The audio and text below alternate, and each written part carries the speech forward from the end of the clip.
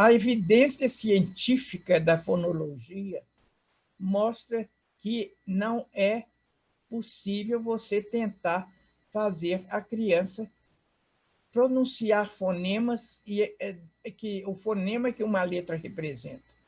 Por quê? Isso é uma evidência científica da fonologia, que os fonemas não são pronunciáveis. Eles expressam uma relação linguística abstrata. Não é possível pronunciar um fonema a não ser as vogais. A, E, I, O, U. Né? Assim mesmo, com diferenças entre A, AN, etc. Dois sons. Como é que a criança, então, identifica fonema? Como é que nós orientamos as crianças para identificar, não pronunciar, identificar o fonema na sílaba e representá-lo por uma letra? É da mesma forma que o linguista identifica fonemas. Dois sons são identificados como dois fonemas quando estão em contraste e oposição, em palavras com significados diferentes. Por exemplo, bata e mata. São duas palavras iguais, a não ser pela primeira letra, que representa fonemas diferentes.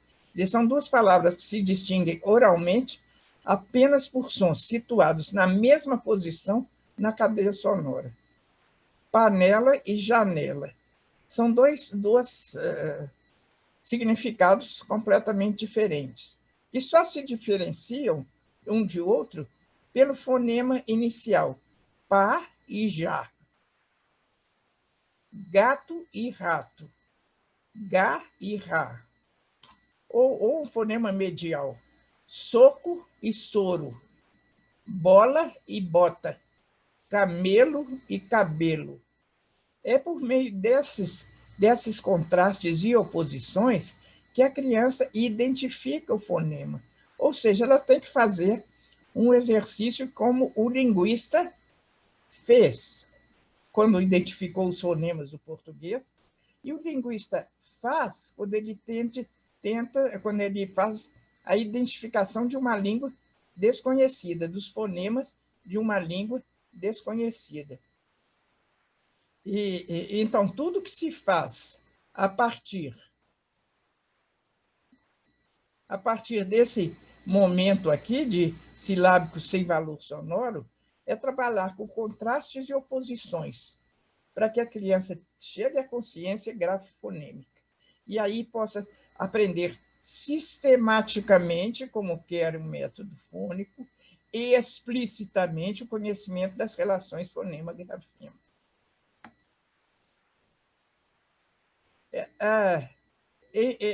Um bom modo que lá em Lagoa Santa nós usamos para isso é um jogo com as crianças, é lúdico, e as crianças rapidamente aprendem a contrastar fonemas, que é trabalhar com palavras de uma parlenda, de uma cantiga, de um poema, de um texto, dividir em sílabas e dizer para a criança, vou dar uma casa para cada sílaba.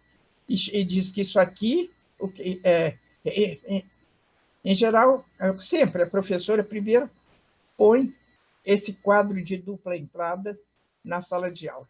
Lá em Lagoa Santa, elas transformaram esse quadro de dupla entrada em prédios.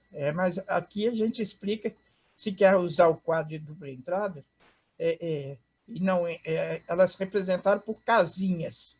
Tanto que se fala muito nas casinhas de Lagoa Santa, isso significa que cada coluna se transforma num prédio e cada linha se transforma nas casas do prédio. Então, de início, a professora vai colocando as sílabas de uma palavra, que foi dividida em sílabas, em lugares.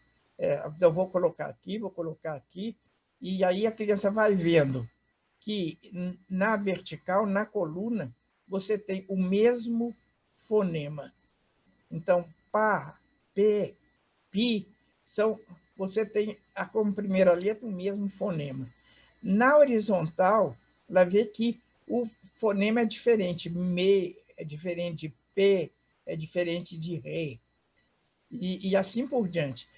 o quadro vai sendo preenchido até um certo ponto que a criança fala, já sei, já sei. E ela mesma completa o quadro. A partir de um certo momento, a professora pede a criança para colocar a sílaba. Onde é que você colocar ali essa sílaba? Estão vendo que, do ponto de vista cognitivo, a criança está trabalhando com relações som-letras por meio de confrontos e contrastes, de igualdade na vertical ou de desigualdade na horizontal. Essa é a forma sistemática e explícita de ensinar as relações fonema-grafema sem cometer essa impropriedade que é querer que a criança pronuncie o fonema que a letra representa. Como eu disse, as professoras em Lagoa Santa, as alfabetizadoras, com a criatividade que essas professoras têm, transformaram cada coluna numa casinha de vários andares, né? E as crianças, em que andar eu ponho essa sílaba, em que casa eu ponho essa... E para escolher a casa, elas têm que estar atentas para o fonema. Isso para mostrar que é possível trabalhar explicitamente, sistematicamente, as relações fonema-grafema, sem a impropriedade de querer que as crianças pronunciem os fonemas.